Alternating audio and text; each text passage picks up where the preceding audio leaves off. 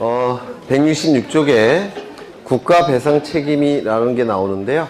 이것도 요번만 하고 이제 앞으로는 안 할 생각이에요. 나중에 문제집 할 때 하고 이제는 안 할 건데요. 예전엔 종종 나왔는데 요즘에는 이렇게 쉬운 내용은 잘 안 나와요. 여기에 갑이라는 분이 있는데요. 이 갑이 등기소에 등기를 신청합니다. 등기소에 등기관이 있겠죠. 등기소에 있는 등기관에게 등기를 신청합니다. 등기를 신청했더니 이 등기관이 갑이 등기 신청에 대해서 부실한 등기를 하더라는 겁니다. 부실한 등기가 이루어졌다면 갑에게는 손해가 발생할 수밖에 없을 겁니다. 그렇겠죠? 이 부실한 등기에 의해서 갑은 손해가 발생할 수밖에 없을 겁니다. 그러면 이 손해는 누가 책임져야 되겠습니까? 이 등기관을 고용하고 있는 국가가 책임을 져야 됩니다. 그렇죠? 국가 소속의 공무원이니까 이 국가가 책임을 져야 돼요. 따라서 갑은 국가에게 배상 청구할 수 있을 겁니다. 여기까지 되셨습니까? 네. 그런데 이 부실한 등기가 이루어질 때 이 갑이 일부러 부실한 등기를 하는 경우도 있을 겁니다. 예를 들어서 사촌이 등기를 해달라고 찾아왔는데 일부러 공을 하나 빼먹었습니다. 면적을. 배 아프니까. 그래서 일부러 부실한 등기 하는 경우도 있을 겁니다. 그렇죠? 또는 큰 실수로 부실한 등기를 하는 경우도 있을 거예요. 그래서 이걸 고의, 과실이라는 게 있는데 이 고의는 무슨 뜻입니까? 일부러라는 뜻이고요. 과실은 실수로라는 뜻입니다. 고의는 일부러, 과실은 실수로라는 뜻인데 이 실수도 두 가지가 있어요. 큰 실수, 작은 실수가 있겠죠. 그래서 큰 실수, 무거운 실수를 중과실이라고 부르고요. 가벼운 실수, 작은 실수를 경과실이라고 불러요. 그래서 큰 실수를 했다는 겁니다. 그러면 일부러 부실한 등기하는 경우, 큰 실수로 부실한 등기하는 경우 이때는 등기관에게도 배상을 청구할 수가 있습니다. 둘 다 배상을 청구할 수가 있다는 겁니다. 그런데 이 손해가 예를 들어서 1억이 났다는 겁니다. 1억이 났는데 양쪽에 다 1억씩 청구하게 되면 손해는 1억이고 배상은 2억 받으면 이거 장사가 되는 거죠. 괜찮죠? 그런데 나라에서 이걸 인정하지는 않을 겁니다. 따라서 어떻게 할까요? 선택시킬 겁니다. 그래서 국가에 배상 청구한다든지 등기관에게 배상 청구할 수 있는 겁니다. 즉 선택적 청구라는 겁니다. 그러면 여러분 같으면 누구에게 배상 청구하겠습니까? 그렇죠. 돈 많은 국가에게 청구해야 되겠죠. 등기관은 공무원인데 개인이기 때문에 돈이 없을 수도 있어요. 그래서 국가에게 배상 청구하게 될 겁니다. 그러면 국가에게 배상을 청구했다면 등기관에게는 배상 청구하지 않아야 되겠죠. 선택하는 거니까. 그러면 이 국가가 배상을 해줬다면 이 국가는 최종적인 책임을 등기관에게 물을 수 있을까요? 없을까요? 있습니다. 왜? 일부러 또는 큰 실수가 있었기 때문에 이 국가는 등기관에게 보상을 구할 수 있는 권리를 행사할 수가 있습니다. 이를 구상권 행사한다 라고 불러요. 보상을 구하는 권리, 이걸 구상권이라고 얘기합니다. 이런 경우도 있을 수가 있을 겁니다. 갑은 등기관에게 신청을 합니다. 등기를 신청했더니 등기관이 부실한 등기를 해주더라는 겁니다. 그런데 이 부실한 등기에 의해서 갑은 손해가 발생을 했습니다. 그런데 이 등기관은 이 부실한 등기에 있어서 가벼운 실수로 부실한 등기를 했더라는 겁니다. 그러면 이것도 등기관을 제대로 감독하지 못한 국가가 책임을 져야 됩니다. 따라서 국가에게 이 손해에 대해서 배상을 청구할 수가 있습니다. 배상을 청구할 수 있을 겁니다. 왜? 국가가 최종적인 책임을 져야 되기 때문에 그래요. 국가 소속 공무원이니까. 그러면 이때 이 손해에 대해서 이 갑은 등기관에게 배상 청구할 수 있을까요? 없을까요? 왜요? 경과실은 무조건 배상 청구하는 거 아닙니까? 민법이 적용이 되면 원칙은 이거 경과실 때도 배상을 청구할 수 있어요. 우리가 민법에서도 불법행위 저지를 때 고의, 과실 이렇게 얘기하죠. 그때의 과실은 경과실을 얘기해요. 민법에 의한다면 당연히 갑도 등기관에게 배상 청구할 수 있습니다. 민법에 의한다면. 그런데 이 가벼운 실수란 건 그 의미가 뭐냐면 보통 사람이면 누구든지 저지를 수 있는 실수입니다. 보통 사람이면 다 저지를 수 있는 실수예요. 그러면 누구든지 다 저지를 수 있는 실수를 해서 부실한 등기가 이루어졌고 손해까지 배상을 해줘야 된다면 여러분 같으면 등기관 하겠습니까? 저 같으면 안 해요. 월급 얼마나 받는다고? 물론 저보다 많이 받겠지만 네. 보통 등기관 한 5천 정도 받을 거예요. 그러니까 행정직 공무원보다는 좀 많이 받으니까 한 5천 정도 받습니다. 손해가 얼마냐면 20억으로 하겠습니다. 왜냐하면 부동산은 20억짜리도 나와요. 워낙 고가니까 20억 손해가 발생합니다. 그런데 가벼운 실수예요. 등기관이 될 사람 없습니다. 저도 안 할 겁니다. 누구든지 저지른 실수를 저질렀는데 20억을 배상해 줘야 된다면 네, 예, 그렇죠. 따라서 이 가벼운 실수일 때는 면책을 시킵니다. 어떠한 법에서? 국가배상법이라는 법에서. 국가배상법이라는 법에서 등기관에게 면책을 시킵니다. 왜냐면 누구든지 저지르는 실수이기 때문에 그래요. 그러면 이 손해를 갑이 다 감수하는 겁니까? 아니에요. 갑은 손해를 배상받을 수 있죠. 돈 많은 국가로부터. 그렇죠. 국가로부터 손해를 배상받을 수가 있습니다. 다만 등기관은 면책을 시키는 겁니다. 가벼운 실수니까. 그러면 갑은 이 국가에게 배상을 청구할 테고요. 이 국가는 배상을 해줄 테고 그러면 최종적인 책임을 등기관에게 물을 수 있을까요? 즉 구상권을 행사할 수 있겠습니까? 만약에 구상권을 행사할 수 있다라고 한다면 이 면책 규정은 의미가 있습니까? 없습니까? 없어져 버립니다. 따라서 구상권도 인정하지 않습니다.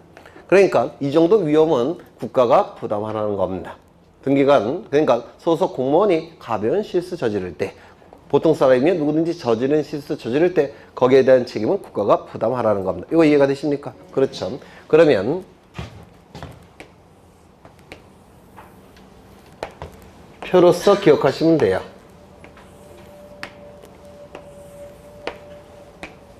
첫 번째, 등기관에게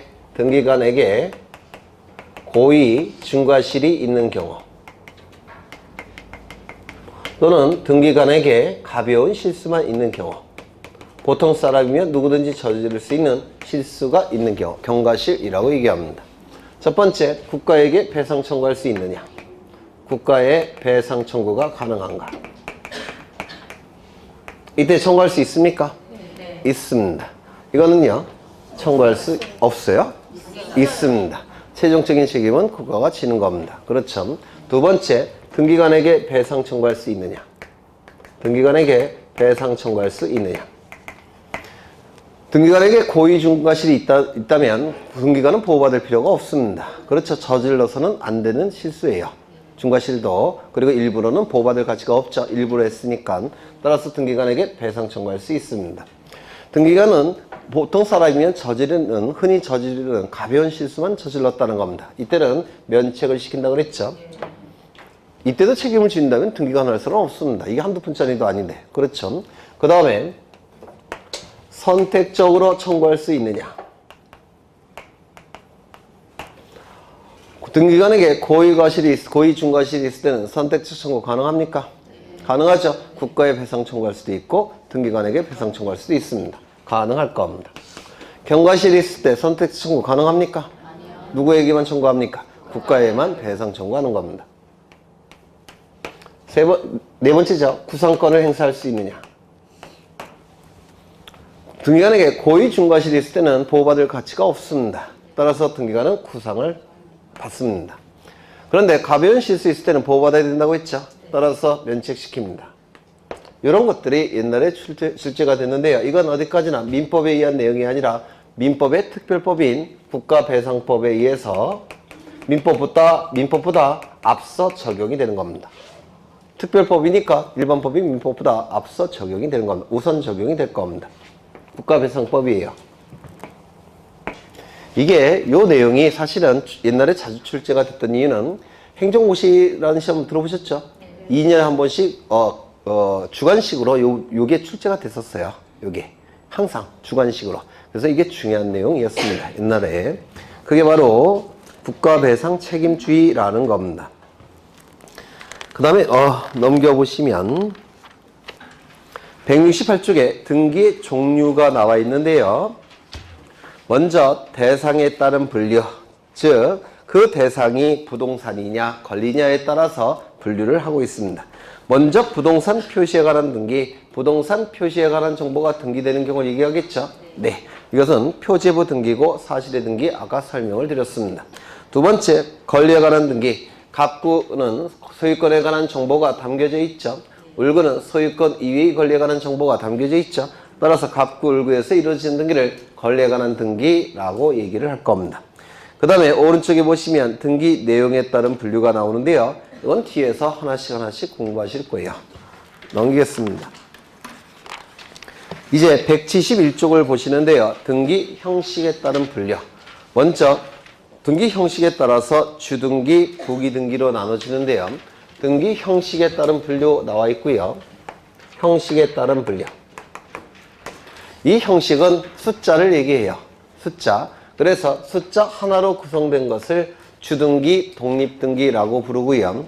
숫자 2개 이상으로 구성되어 있는 것을 부기등기라고 얘기를 합니다. 그래서 형식에 따라서 2개로 나눠집니다. 주등기와 그 다음에 부기등기로 나눠집니다. 이 주등기를 독립된 숫자로 구성이 되어 있다고 해서 독립등기라고 불러요.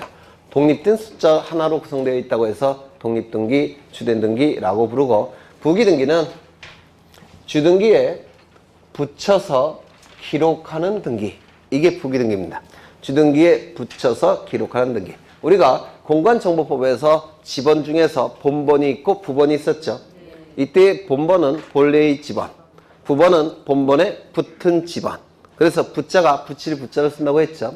이 부기등기도 마찬가지입니다. 이게 부사장님, 부소장님, 부반장 할 때 그 넘버 2 붙자가 아니고요. 붙일 붙자를 써요. 그래서 주등기에, 독립된 등기에 붙여서 기록하는 등기, 부기등기라고 얘기합니다. 그러면 이 주등기는 숫자 하나로 구성된 게 주등기고요. 독립등기, 독립된 숫자로 구성되어 있다고 해서 주등기, 독립등기라고 부르고, 부기등기는 주등기에 붙여서 기록하는 등기가 부기등기라고 얘기합니다. 주등기에 붙여서 기록하는 등기, 부기등기라고 불러요. 그러면 주등기에 붙여서 기록하는 이유가 있을 겁니다. 이유가. 우리 교재에는 굉장히 많은 이유를 써놓고 있는데요. 그런 건 다 필요 없고요. 2가지만 기억하시면 돼요. 첫 번째, 주등기의 순위를 유지시키기 위해서 주등기에 붙여서 기록합니다. 주등기 순위를 유지하고자 할 때 주등기에 붙여서 기록하는 등기가 부기등기입니다. 두 번째는 주등기와의 동일성을 표현하고자 주등기에 붙여서 기록하는 등기가 부기등기라고 불러요. 주등기와의 동일성을 표현하고자 할 때 주등기에 붙여서 기록하는 등기, 부기등기라고 얘기합니다. 그래서 이론적인 설명은 이렇게 얘기하는데요. 시험에 출제됐을 때는 대단히 쉽습니다. 네. 그래서 작년에 출제된 것도 가장 쉬운 문제로 이제 출제가 된 건데요. 여기 이러한 부동산이 있습니다.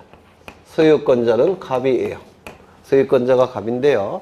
갑은 을로부터 돈을 빌립니다. 얼마를 빌렸느냐면 10억 원을 빌립니다. 그냥 빌려줄까요? 안 빌려줄까요? 안 빌려줄 거예요. 그렇죠? 누굴 믿고? 담보를 요구하겠죠. 그래서 담보를 제공할 텐데 부동산에 대한 담보 제공은 뭡니까? 저당권을 설정해 주는 겁니다. 그래서 갑은 을에게 저당권을 설정해 줄 겁니다. 그러면 을은 먼저 처음으로 저당권 설정 등기를 하게 될 테고요. 저당권을 취득하게 될 겁니다. 맞습니까? 그렇겠죠? 등기부에는 이렇게 기록이 될 겁니다. 갑구일까요? 을구일까요? 저당권은 소유권 이외에 걸리니까 을구가 될 겁니다. 1번 저당권 설정, 을, 그 다음에 10억 이렇게 기록이 될 겁니다. 되셨죠? 그 이후에 갑은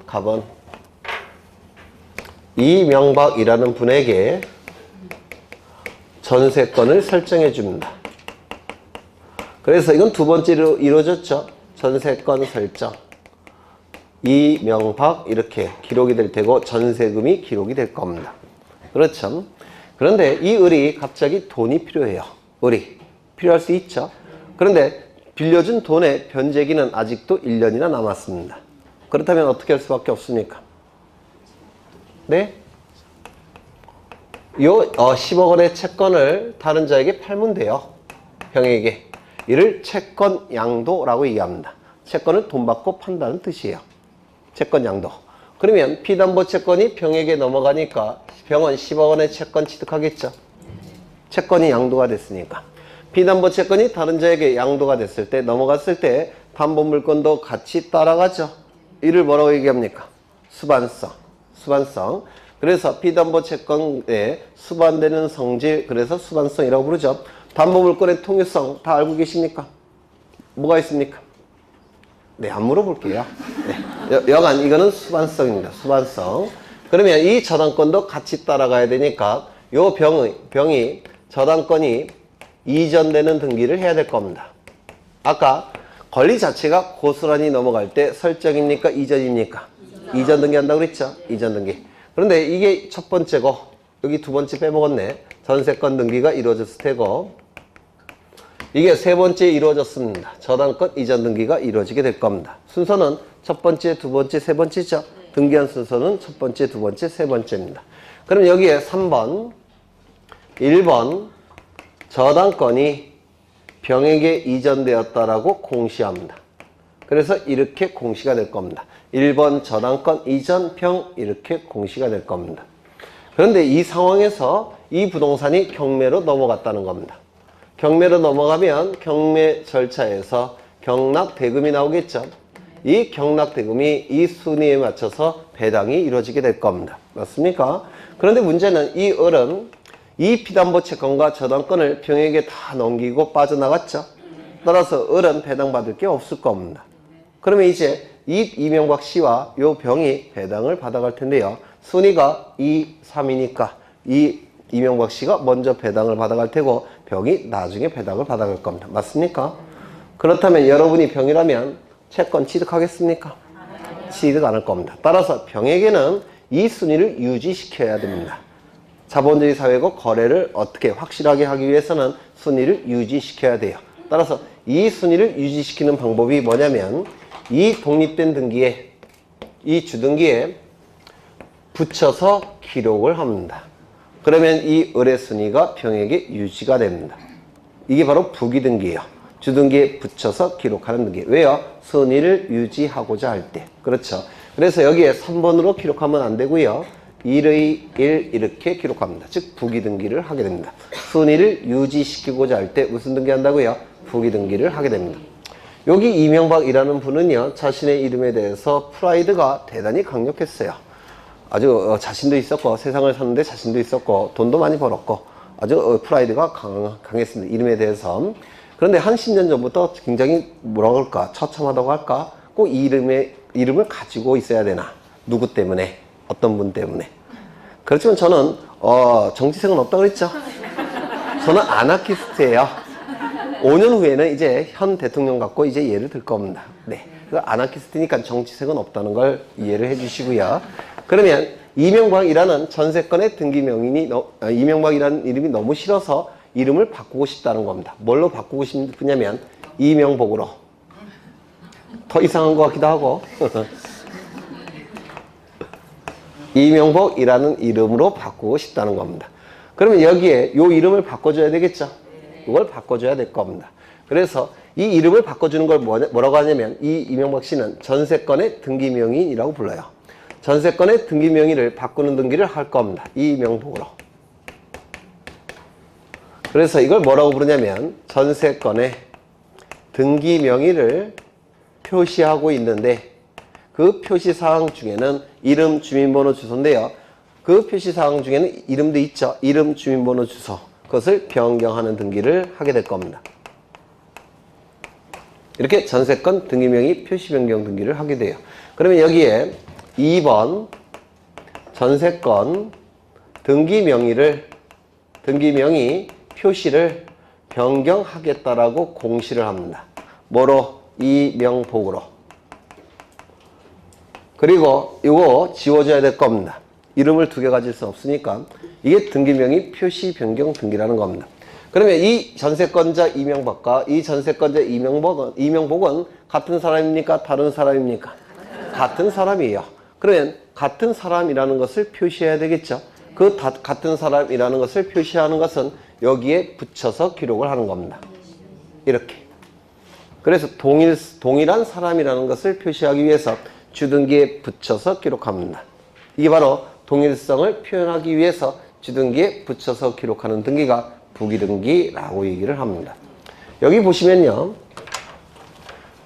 이 병도 갑자기 돈이 필요합니다. 돈이 필요해서 변제기는 아직도 6개월이나 남아있고, 그러니까 6개월이 지나야지만 돈을 갑으로부터 받을 수가 있는데 당장 돈이 필요합니다. 그러면 돈을 만들기 위해서는 이걸 다른 자에게 팔면 되겠죠. 누구에게? 정에게. 이를 채권양도라고 불러요. 채권양도. 민법에서 하실 겁니다. 그러면 수반성에 의해서 이 병이 가지고 있는 저당권도 이 정에게 따라갑니다. 그러면 정에게 따라갔다는 것을 등기해야 되는데 이때도 마찬가지로 저당권 이전 등기를 하게 될 겁니다. 그런데 이 정에게 병의 순위를 유지시켜야지만 정은 채권을 넘겨받겠죠. 따라서 이 병의 순위를 유지시키는 방법이 뭐냐면 여기다가 붙여서 기록하는 겁니다. 이게 부기의 부기등기라는 거예요. 그러면 다시 한번 가겠습니다. A. 그러면 저당권 이전 등기가 또 이루어지겠죠. 순위를 유지시켜야 될 겁니다. 그러면 여기다가 붙여서 기록을 하는 겁니다. 그러면 부기의 부기라고 얘기할 겁니다. 그렇다면 갑으로부터 몇 번째 이전 받았느냐면 여기 B라는 분이 100번째 이전을 받았습니다. 100번째.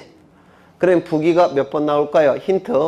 첫 번째는 주등기, 두 번째는 부기등기, 세 번째는 부기분기, 네 번째는 부기가 3번 나올 거예요. 100번째면 99번이 나올 겁니다.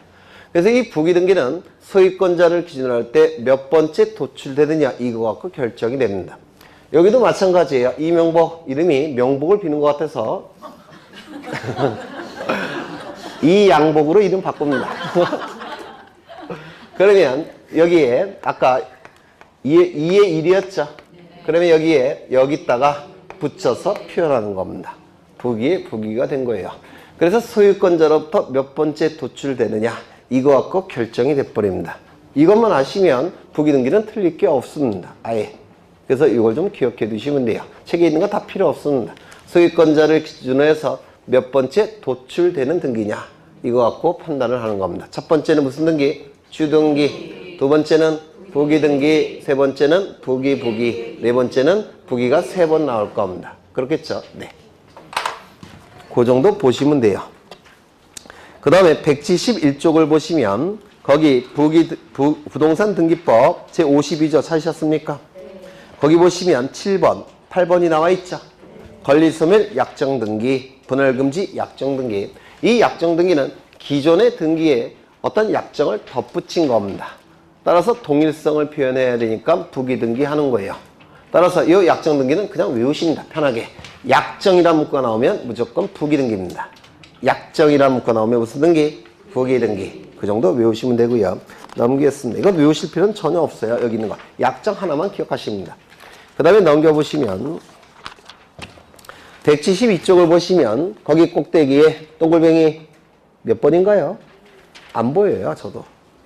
2번. 부기등기 나와 있는데요. 네. 가까운 거는 노안이라서 안 보이고 멀리 있는 분들도 잘 안 보여요. 네. 근시라서. 네. 보이는 게 거의 없습니다. 서글퍼지네요. 네. 172쪽에 거기 꼭대기 보시면 부기등기 나와 있죠. 네. 거기 별표는 치십니다.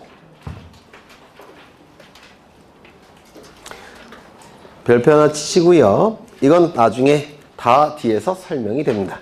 거기 보시면 디귿에 부기등기 순위가 문제되는 권리의 등기 갑굴구에 행하고 표제부에는 행하지 않는 것이 원칙이다 이렇게 되어 있죠. 이 표제부 등기는 옛날에 종이로 만들어진 등기부일 때는 건물 표시 변경이나 토지 표시 변경 등기는 동일성을 표현해야 돼서 부기등기를 했습니다. 옛날에는. 그러니까 건물의 부동산 표시 변경 등기는 동일성을 표현해야 되기 때문에 부기등기를 했어요. 근데 전선 등기부로 바뀌면서 등기 예규에서 명문으로 표제부는 주등기한다라고 규정을 둬버렸습니다. 그래서 이론상으로는 부기등기하는 게 맞지만 현재 전선 등기부에서는 표제부는 부기등기하지 않습니다. 왜? 명문으로 주등기한다라고 딱 명시하고 있기 때문에 그렇습니다. 그거 기억하셔야 돼요. 표제부 등기는 어떻게 한다고요? 무조건 주등기입니다.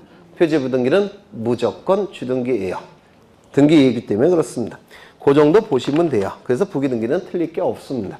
그 다음에 175쪽을 보시면 등기사항이라고 나와 있는데 첫 번째 등기할 물건, 토지 나와 있고 건물이 나와 있죠. 네, 토지 보시면 이 토지는 필지별로 등기부가 만들어져 있어요. 이 필지는 자연적으로 구획이 된 겁니까? 아니면 사람이 선을 그은 겁니까?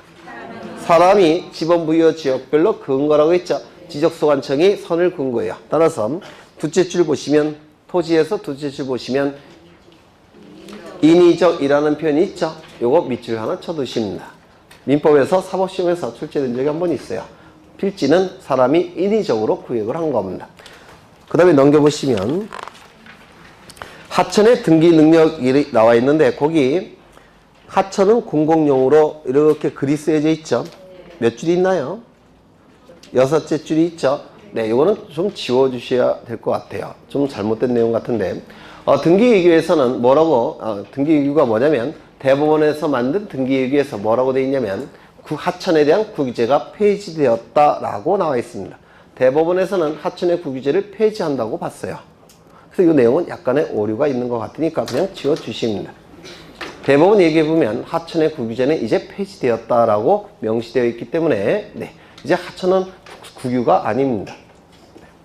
그 다음에 그 밑에 좀 기억하실 게 있는데 저는 지금 하천을 그린 겁니다. 하천. 뭐 한강일 수도 있고 낙동강일 수도 있고 강을 그린 거예요. 근데 이 하천은 공공적 용도로 사용되죠. 어떤 용도로 사용될까요? 주민의 생활용수로. 두 번째, 그 다음에 농업용수로 또는 공업용수로 사용이 될 겁니다. 맞습니까? 이러한 공익적 공공적 용도로 사용이 돼요. 그런데 하천에 대한 구규제는 폐지되었다고 했죠. 따라서 구규제가 무조건 국가 소유로 본다는 게 구규제예요. 하천은 무조건 국가 소유로 보는 게 구규제인데요. 구규제는 폐지가 됐기 때문에 이제 무조건 국가 소유는 아닙니다. 맞습니까? 그러면 무조건 국가 소유가 아니니까 등기는 이제 가능해진 겁니다. 무조건 국가 소유라고 한다면 등기는 필요가 없어요. 거래가 안 되니까. 하지만 무조건 국가 소유라는 것이 폐지가 됐기 때문에 이제는 등기가 가능해진 겁니다. 거래가 가능하다는 겁니다.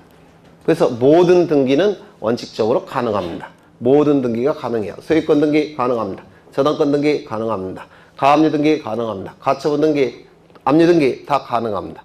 그런데 여전히 금지되는 등기가 있습니다. 그 등기가 뭐냐면 이 A가 이 하천에 대해서 지상권을 가지고 있다든지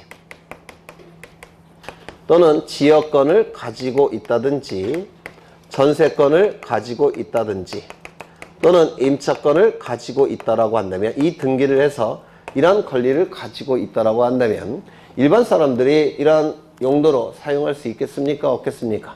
없어져 버립니다. 즉, 요 A의 독점적 사용이 가능하게 됩니다. 이거 뭡니까? 용익물권. 이거는 용익채권. 그래서 원칙적으로 모든 등기가 다 가능하지만 예외적으로 이러한 용익적 권리에 관한 등기는 허용되지 않습니다. 왜?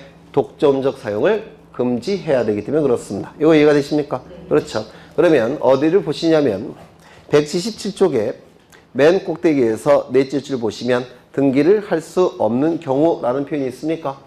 등기를 할 수 없는 경우 원칙적으로 모든 등기는 다 가능합니다. 압류 등기, 가처분 등기도 가능하다니까요. 다만 금지되는 등기가 4가지가 있습니다. 용익적 권리에 관한 등기는 금지돼요. 지상권, 지역권, 전세권, 임차권 등기. 요거는 금지를 시킵니다. 요거 하나 기억하시면 돼요. 요거 하나. 그 다음에 건물이 나와 있는데요. 건물. 우리 민법 98조를 보시면 물건은 크게 둘로 나눠진다라고 했습니다. 하나는 움직이는 산출물인 동산, 움직이지 않는 산출물인 부동산으로 나눠질 겁니다. 동산은 공시 방법이 점유가 되겠죠. 부동산도 둘로 나눠집니다. 토지와 토지 위의 정착물로 나눕니다. 이렇게 나눌 거예요. 물론 이 토지는 등기부가 존재하니까 등기가 가능할 겁니다. 그렇죠? 그런데 이 토지 위의 정착물을 좀 분석을 해보면 토지가 이렇게 있을 때 토지 위에 정착된 물건은 그 수가 무제한입니다. 그 수가 무제한이에요.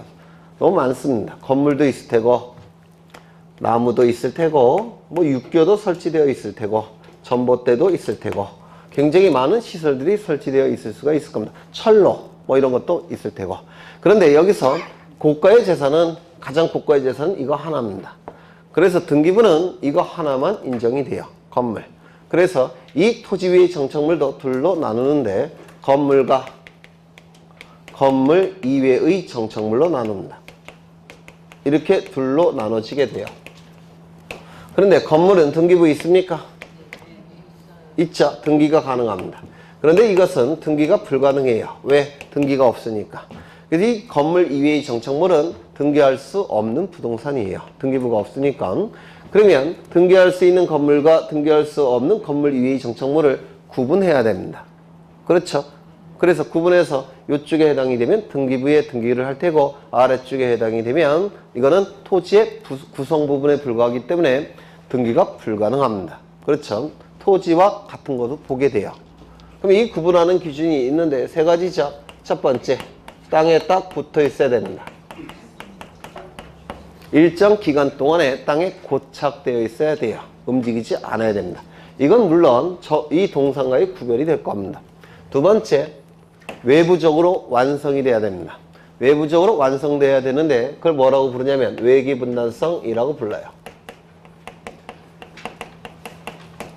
이 외는 바깥 외자를 쓰고요. 기는 공기할 때 그 기자를 써요.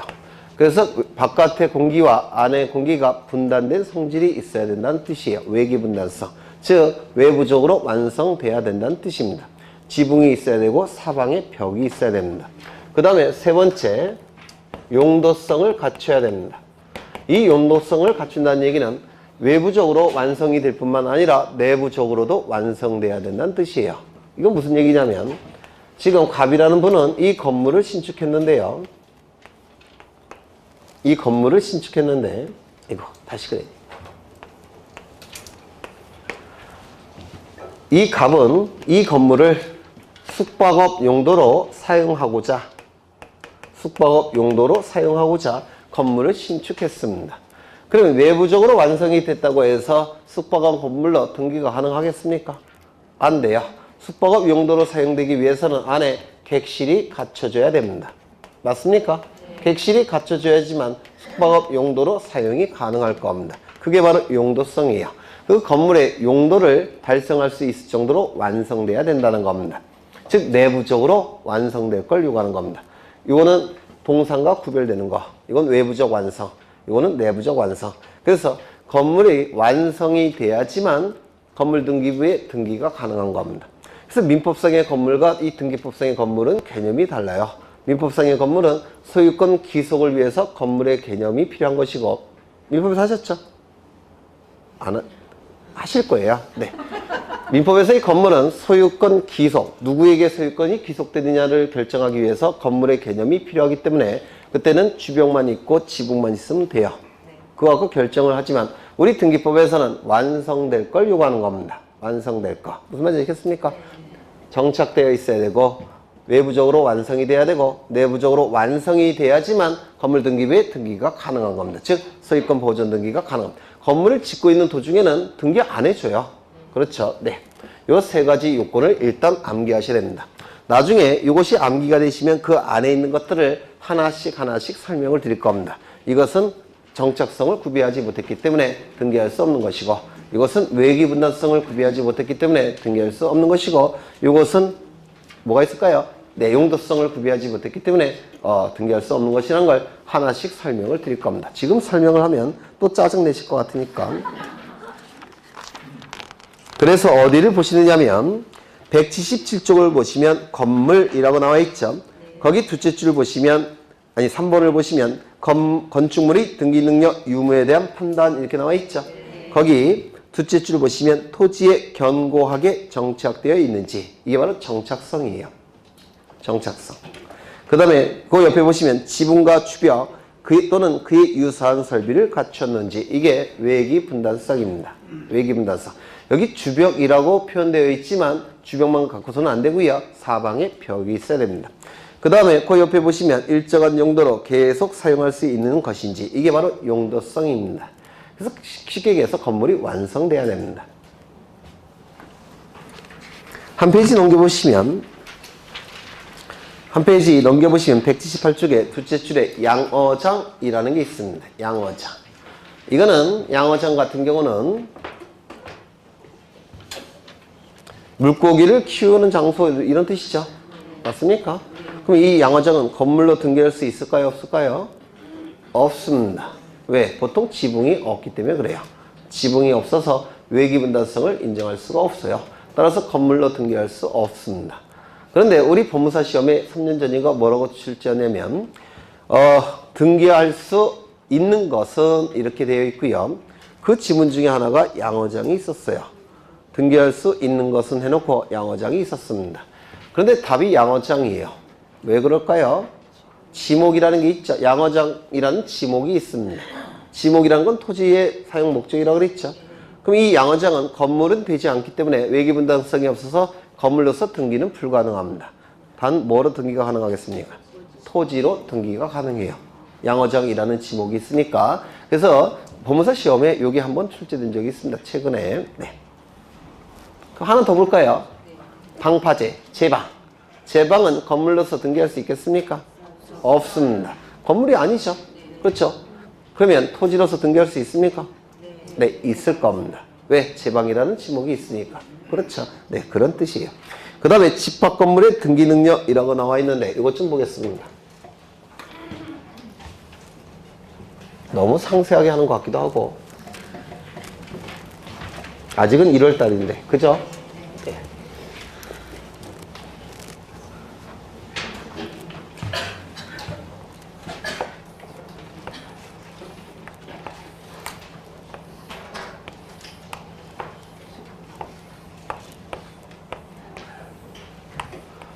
저는 뭘 그렸느냐면요. 자이 아파트를 그린 겁니다. 아이파크로 그릴까? 아이파크가 더 비싸 보이는 것 같기도 하고, 네. 자이 아파트, 내년은 아이파크로 갈아타야 되겠습니다. 1001동입니다. 그리고 여기는 101호, 202호, 303호쯤 될 겁니다. 그리고 이 건물이 들어서 있는 이 토지를 뭐라고 부르냐면, 건물의 기초가 되는 땅이라고 해서 대지라고 부릅니다. 기초 대자에 땅 지자를 써서 건물의 기초가 되는 땅 대지라고 불러요. 그런데 이 1001동을 분해를 해보면 이렇게 분해가 됩니다. 먼저 한 사람 여기 이걸 구분 건물이라고 했는데 기억나십니까? 한 동의 건물이 9개로 구분되어 있죠. 그 하나를 구분 건물이라고 얘기합니다. 그 하나를 구분 건물. 이 구분 건물에 대한 소유권을 구분 소유권이라고 얘기하고 구분 소유권을 가지고 있는 자를 구분 소유권자라고 한다고 민법에서 공부하실 거예요. 혹시 하신 적 있습니까? 민사특별법? 네, 아직은 안 하실 거예요. 아마 3월쯤 돼야 하실 겁니다. 민법에서. 그래서 구분 건물에 대한 소유권을 구분 소유권이라고 얘기하고 이 구분 소유권자는 대지 사용권을 가지고 있어야 됩니다. 대지 사용권을.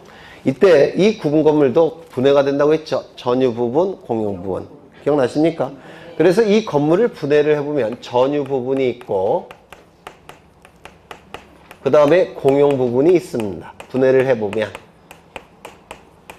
이 전유 부분은 한 사람의 구분 소유권자가 전적으로 소유하는 부분이 전유 부분이에요. 그래서 현관문 열고 안에 들어갔을 때 그 안이 전유 부분이라고 얘기합니다. 공용 부분이 빠진 부분이 바로 전유 부분이에요. 그래서 이 구분 건물에서 공용 부분이 빠진 부분을 전유 부분이라고 얘기하고요. 전유 부분에 공용 부분까지 포함이 되면 구분 건물 이렇게 얘기를 합니다. 그래서 개념이 좀 달라요. 현관문 열고 안에 들어가면 뭐라고요? 전유 부분. 현관문 열기 전에 복도까지 포함이 되면 구분 건물 이렇게 얘기를 하는 겁니다. 그래서 이 전유 부분과 공용 부분으로 나눠지고 이 전유 부분은 소유권자가 따로 있습니까? 구분 소유권자 따로 있겠죠? 그러면 구분 소유자를 기록해야 될 표제부가 있을까요? 없을까요? 있습니다. 따라서 이 전유 부분은 표제부가 존재합니다. 303호는 표제부가 존재합니다.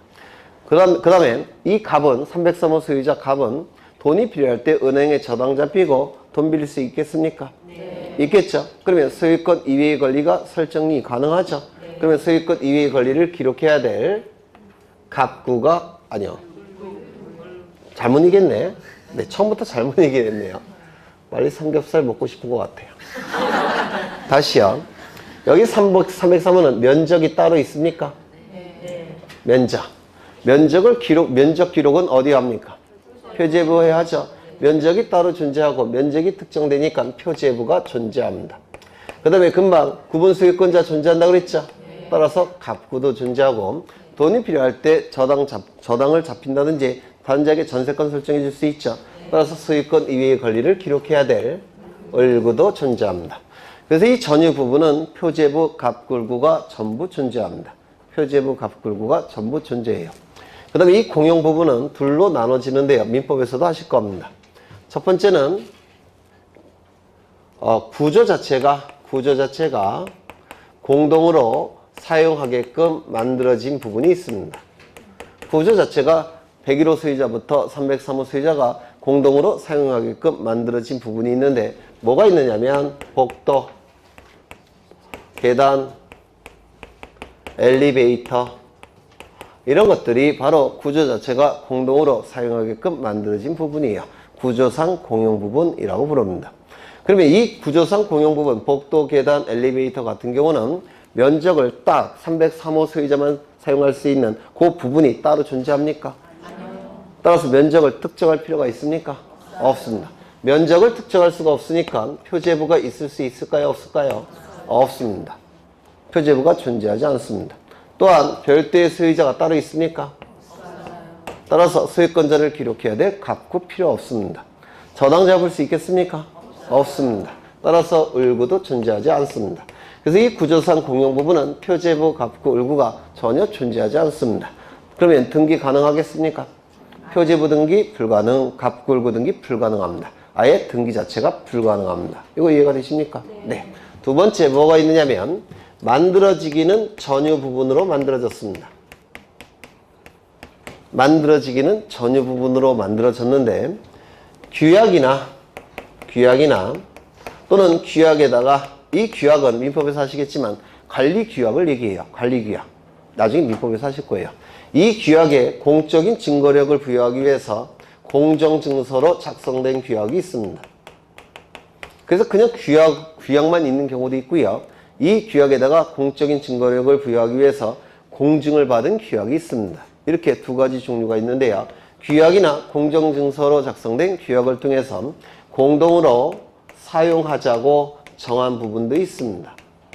이를 규약상 공용 부분이라고 부릅니다. 규약상 공용 부분. 만들어지기는 전유 부분으로 만들어졌지만 규약이나 공정증서를 통해서 101호 소유자부터 303호 소유자가 공동으로 사용하자고 정한 부분, 이를 규약상 공용 부분이라고 부릅니다. 어떤 게 있느냐면 여기에 건물이 한 동이 지어져 있는데요. 2층짜리 건물이 있는데 이거 상가로 분양할 수 있었습니까? 2층짜리 건물이니까 상가로 분양이 가능하죠. 따라서 전유 부분으로 만들어진 겁니다. 그런데 관리규약을 통해서 여기는 관리사무소 그 사무실로 쓰고 여기 어르신들이 잠시 휴식을 취한 노인정으로 쓰는 경우 있겠죠. 그러면 이거는 공동으로 사용하는 부분입니까? 네. 그래서 여기에 해당되는 게 관리사무소 또는 노인정 같은 경우를 얘기합니다. 그러면 이러한 경우는 전유 부분으로 만들어졌기 때문에 면적이 특정됩니까? 면적이 정해져 있습니까? 면적이 정해져 있으니까 면적을 기록하는 부분이 있어야 됩니다. 따라서 뭐가 존재할까요? 표제부가 존재합니다. 표제부가 존재해야 됩니다. 소유권자 따로 있겠습니까? 101호 소유자부터 303호 소유자가 전부 공동 소유자죠. 따라서 별도의 소유자가 존재하지 않기 때문에 갑구는 존재하지 않습니다. 은행에 저당 잡힐 수 있겠습니까? 은행에 당연히 저당 잡을 수 없습니다. 관리사무실 뺄 수는 없잖아요. 그렇죠. 그래서 이 규약성 공용 부분은 표제부만 존재합니다. 표제부만. 규약성 공용 부분은 표제부는 존재합니다. 갑불구는 존재하지 않습니다. 그런데 이 전유 부분으로 만들어졌는데 규약이나 공정증서를 통해서 공용 부분으로 전환을 시킨 겁니다. 맞습니까? 그렇다면 그 전에 다시요. 만들어지기는 전유 부분으로 만들어졌는데 규약이나 공정증서를 통해서 공용 부분으로 만들어진 거라고 했죠. 그러면 만들어지기는 전유 부분으로 만들어졌는데 규약이나 공정증서를 통해서 공용 부분으로 만들어졌다는 사실을 공시해야 됩니다. 그렇지 않겠습니까? 만들어지기는 전유 부분으로 만들어졌지만 규약이나 공정증서를 통해서 공용 부분으로 전환시켰다는 걸 공시해야 돼요. 그래야지만 이것과 구분이 되기 때문에 그렇습니다. 이거 이해가 되십니까? 그러면 만들어지기는 전유 부분으로 만들어졌지만 규약이나 공정증서로 전환시킨 부분이라는 것을 뭐라고 얘기하느냐면 규약상 공용 부분이라는 사실을 등기부에 등기를 해야 됩니다. 규약상 공용 부분이라는 사실을 등기부를 통해서 공시를 해야 된다. 그래야지만 구조상 공용 부분과 구별이 되기 때문에 그렇습니다. 이거 이해가 되십니까? 그럼 이 규약상 공용 부분이라는 사실 등기 또는 규약상 공용 부분이라는 취지의 등기, 규약상 공용 부분이라는 뜻의 등기 다 똑같은 뜻인데요. 왜 이런 여러 개의 용어가 사용되느냐면 등기법이 계속 개정이 되면서 어떤 때는 이 용어를 썼다가 어떤 때는 이 용어를 썼다가 참 주대도 없죠. 국회의원들이. 어떨 때는 이 용어를 쓰기 때문에 이건 같은 뜻이에요. 이 등기를 해야 되는데 어디에 등기를 할 수밖에 없습니까? 규약상 공용 부분이라는 사실 등기는 등기부 어디에 해야 될까요? 네. 을구요. 을구 없다니까요. 갑구도 없죠. 뭐만 있습니까? 표제부만 존재합니다. 따라서 표제부에 등기하는데요. 이 내용은 민법에서 출제 영순입니다. 민사특별법에서. 규약상 공용 부분이라는 취지 등기는 표제부에 하는 겁니다. 왜? 표제부만 있으니까. 이거 이해가 되십니까? 네. 하나 더 좀 어려운 거 할게요. 이왕 한 김에. 이걸 폐지하면 어떻게 될까요? 폐지하면 어떻게 되겠습니까? 공용 부분에서 원상 복구돼야 되지 않겠습니까? 그렇죠. 규약을 폐지하게 되면 원상 복구가 될 겁니다. 그러면 전유 부분으로 전환이 될 겁니다. 맞습니까? 전유 부분으로 전환이 되니까 이 전유 부분에 대해서 소유권을 취득하는 자가 나타날 겁니다. 그렇겠죠? 소유권을 취득하는 자가 나타날 겁니다. 그런데 등기부는 지금 갑구, 을구는 없지만 표제부는 존재하죠. 이제 갑구, 을구만 만들면 될 겁니다. 맞습니까? 그러면 갑구를 만드는 등기가 혹시 뭔지 아십니까? 보전등기. 그래서 이 갑은 보전등기를 신청해서 등기부를 만드는 겁니다. 보전등기를 통해서 갑은 등기부를 만드는 겁니다. 표제부는 있으니까 갑구만 만들면 돼요. 갑구의 첫 번째 갑의 이름이 들어가면 됩니다. 소유권 보전 갑. 여기까지 되셨습니까? 이때 이 규약상 공용 부분이라는 사실이 등기는 표제부에 한다고 그랬죠. 표제부에 하는 등기니까 이거 아직 안 했지만 물론 12월 달에 했지만 단독 신청일까요? 공동 신청일까요? 등기가 이루어짐으로 인해서 권리를 상실하여 불이익이 발생하는 등기무자가 존재할 때는 공동 신청이에요. 그런데 등기무자가 존재하지 않을 때는 단독 신청인데요. 이 표제부 등기는 권리에 관한 내용이 기록됩니까? 권리에 관한 등기가 아예 아니에요. 그럼 등기무자가 아예 없습니다. 단독입니까? 공동입니까? 단독 신청. 이거는 단독 신청일까요? 공동 신청일까요? 보전 등기는 무조건 단독 신청이에요. 왜냐하면 보전 등기를 통해서 권리를 상실한 자가 있습니까? 없습니다. 이것도 단독 신청. 뭐 이런 것들이 출제가 되는데요. 이 정도만 돼도 이건 상급의 문제예요. 우리 등기법에서. 그래서 하급의 문제가 아니기 때문에 출제될 가능성이 있습니다. 우리 등기법은 하급의 문제가 없어요. 다 상급의 문제니까 뭐 나중에 여러 번 할 겁니다. 그러면 이제 전유 부분은 표제부, 갑굴구가 다 존재하죠. 그 다음에 공용 부분은 규약상 공용 부분은 표제부만 존재하고 구조상 공용 부분은 등기부가 아예 존재하지 않습니다. 이거 맞습니까? 네. 그러면 하나만 더 보겠습니다. 나중에 또 반복할 거예요. 지금 건물과 토지 두 개의 부동산이 존재하는데요. 별개의 부동산이니까 등기부가 따로 있을 겁니다. 맞습니까? 토지 등기부 따로 있고요. 표제부 갑구, 을구 따로 존재할 테고요. 그 다음에 건물 등기부도 따로 있을 겁니다. 이 건물 등기부는 원칙적으로 표제부, 갑구, 을구로 구성이 되는데요. 먼저 이 천일동은 면적이 정해져 있습니까? 따라서 면적이 특정되어 있으니까 천일동 자체에 대한 면적을 기록하는 부분이 있어야 될까요? 있을 필요가 없을까요? 있어야 됩니다. 따라서 천일동 자체에 대해서는 표제부가 존재합니다. 천일동 자체에서는 면적이 특정되어 있기 때문에 표제부가 존재해야 됩니다. 또한 천일동 자체에 대한 소유권자가 따로 있습니까? 없죠. 천일동 자체는 소유권자가 없습니다.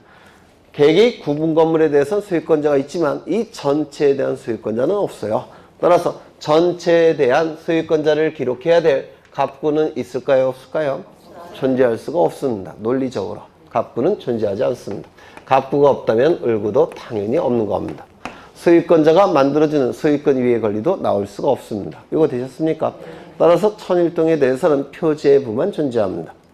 그 다음에 여기 101호를 보시면 101호 면적이 특정되고 있습니까?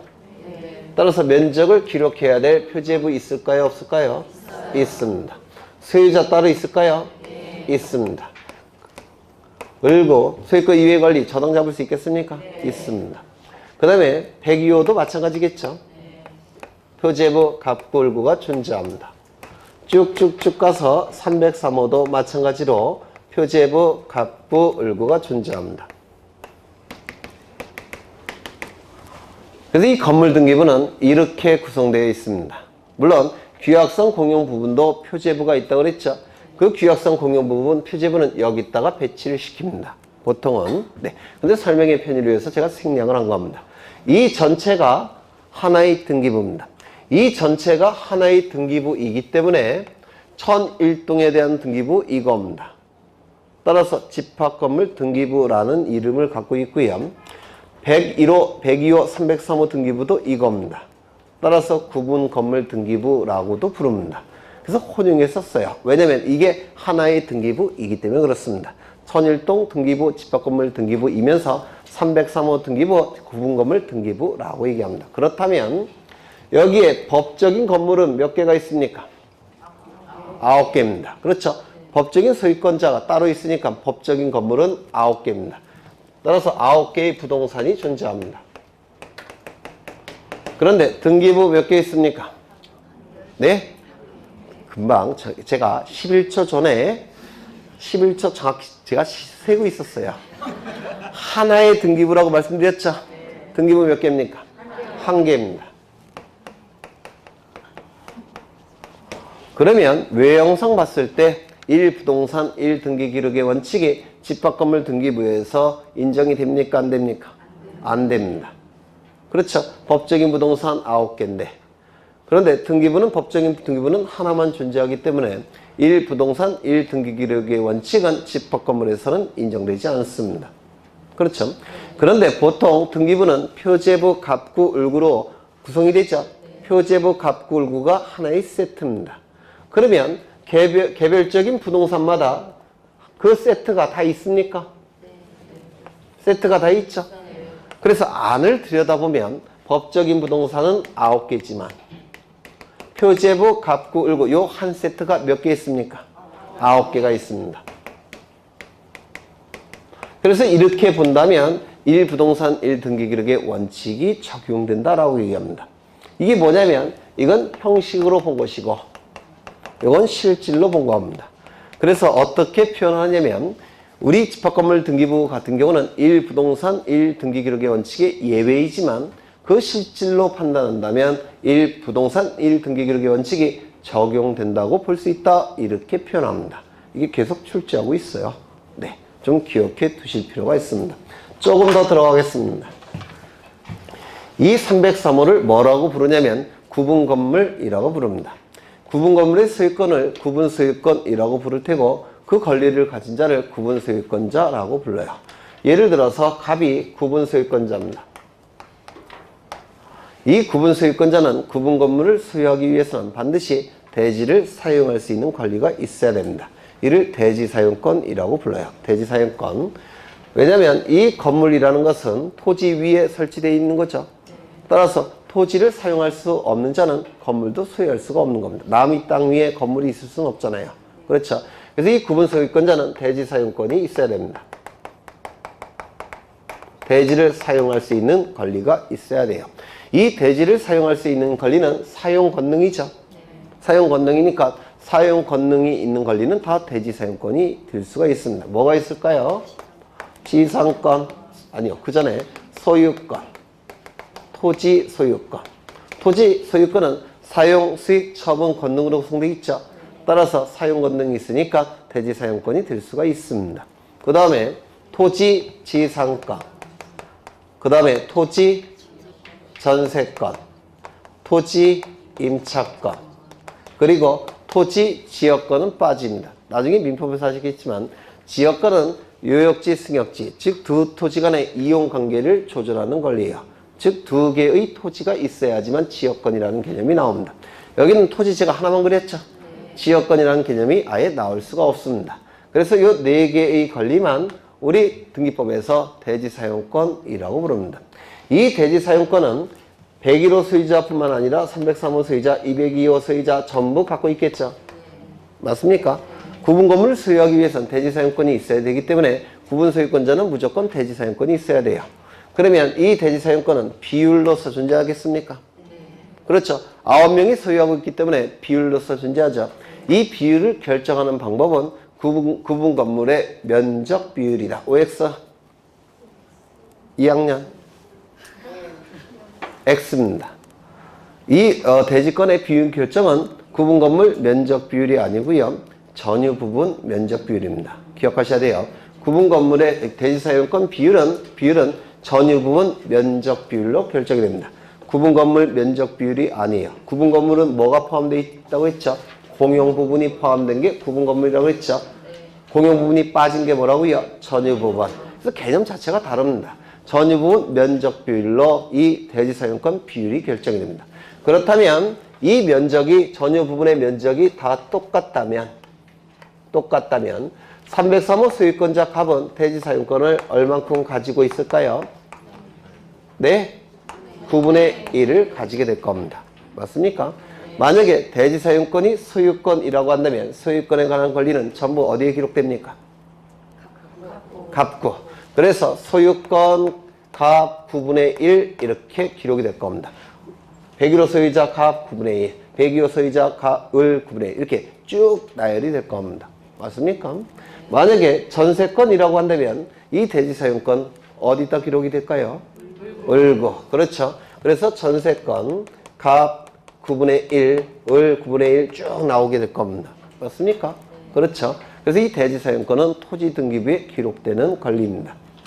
그런데 여기서 요거를 뭐라고 부르냐면 표제부라고 얘기하는데요. 표제부. 이 표제부와 관련해서 먼저 이 표제부만큼은 무조건 동시에 작성이 돼야 됩니다. 표제부만큼은 무조건 동시에 작성이 돼요. 여기서 분양되는 순서가 다 다를 수가 있죠. 그렇죠.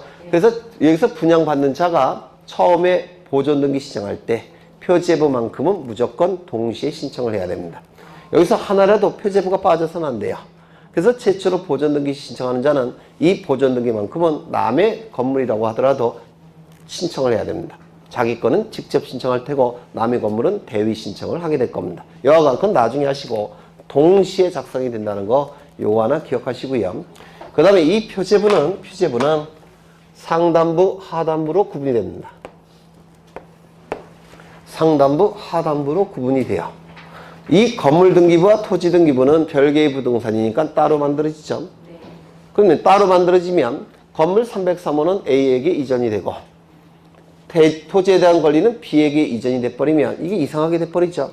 이걸 막기 위해서 이 건물 등기부에서는 토지 내용과 건물의 내용을 같이 공시할 그런 장치를 마련해 놨습니다. 그래서 이 위쪽은 건물에 관한 내용을 기록하고요. 아래쪽은 토지에 관한 내용을 기록합니다.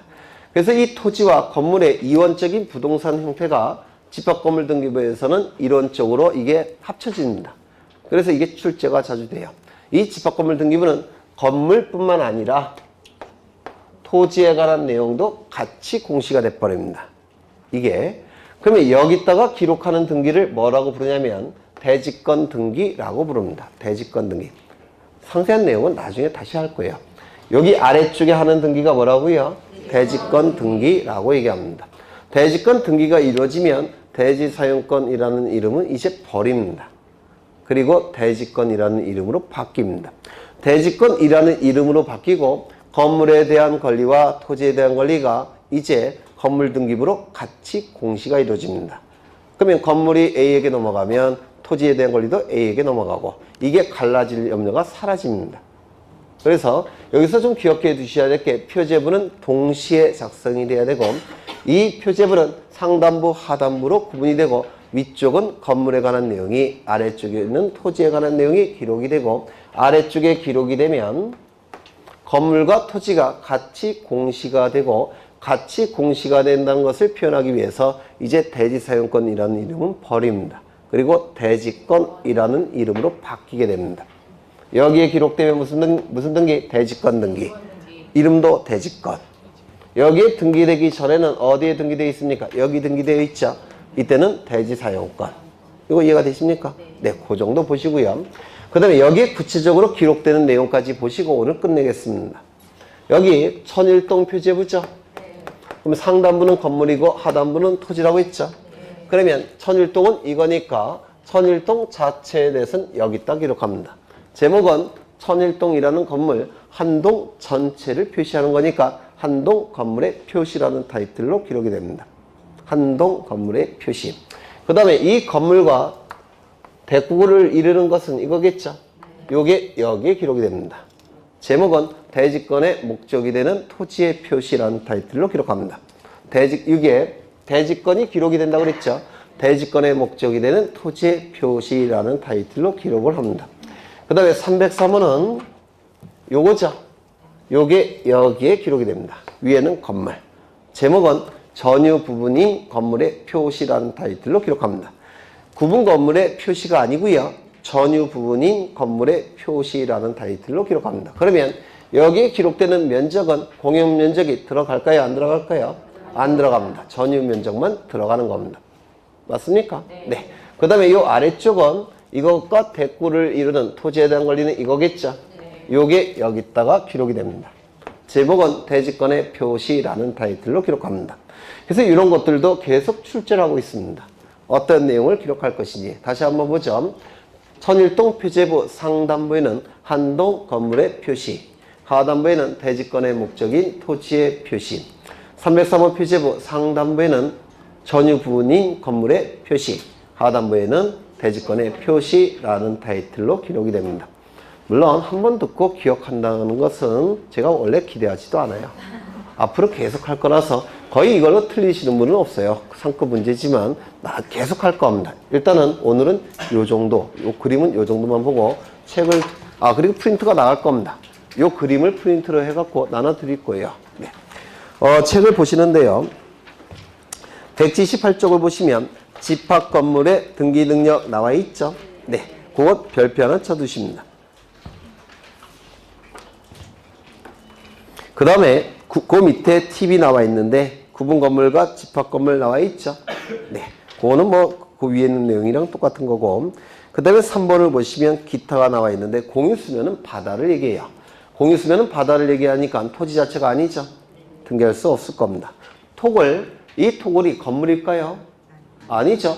이건 토굴은 외교분단성이 없기 때문에 건물로 볼 수가 없어요. 뻥 뚫려 있으니까 이건 토지의 구성 부분에 불과합니다. 그 다음에 방주제. 이건 건물이겠습니까? 이건 뭐라고 그랬죠? 제방이라고 그랬죠? 지목이. 따라서 이건 토지로 보는 것이지 건물로 보지 않습니다. 건물 등기부에 등기가 안 될 겁니다. 그 다음에 오른쪽을 보시면 등기할 권리. 거기 부동산 등기법상 등기할 수 있는 권리라고 되어 있는데 거기 동글뱅이 1번 보시면 점유는 공시방법이 뭡니까? 동산에 대한 공시방법 아닙니까? 그렇죠? 점유권은 등기방법이 없습니다. 그 다음에 유치권은 아까 법정담보물권이라고 불러요. 민법에서 법정담보물권이라는 뜻은 법이 정한 요건을 갖췄을 때 담보물권으로서 효력을 인정하겠다는 건데 이 법이 정한 요건 안에는 등기가 없습니다. 따라서 이 질권은 등기가 불가능해요. 그 다음에 이 질권은 동산 질권은 등기가 안 되지만 이 권리 질권은 등기가 가능합니다. 이건 나중에 보시게 될 거예요. 그 다음에 180쪽을 보시면 부동산의 일부와 권리 일부에 관한 등기라고 나와 있는데요. 요거 그 표가 나와 있죠. 이 표는 민법, 등기법 양쪽에서 출제 영순입니다. 민법, 등기법 양쪽에서 출제 영순인데요. 지금 설명드리고 싶지만 다른 학원에서 설명을 드려보니까 민법이 지식이 전혀 없는 상태라서 굉장히 힘들어하세요. 그래서 민법 선생님이 설명하신 다음에 저는 숟가락만 얹을 겁니다. 네? 그래도 되겠죠? 네, 민법에서 설명하실 거예요. 네. 그래서 일단 별표를 치십니다. 별표를 치시고 민법에서 설명을 하실 테고요. 거기다가 제가 설명을 덧붙일 겁니다. 그러면 이제 안 틀릴 거예요. 그 다음에 우측을 보시면 절차법상 등기할 권리 변동, 여기부터 다음 시간에 볼 겁니다. 여기부터.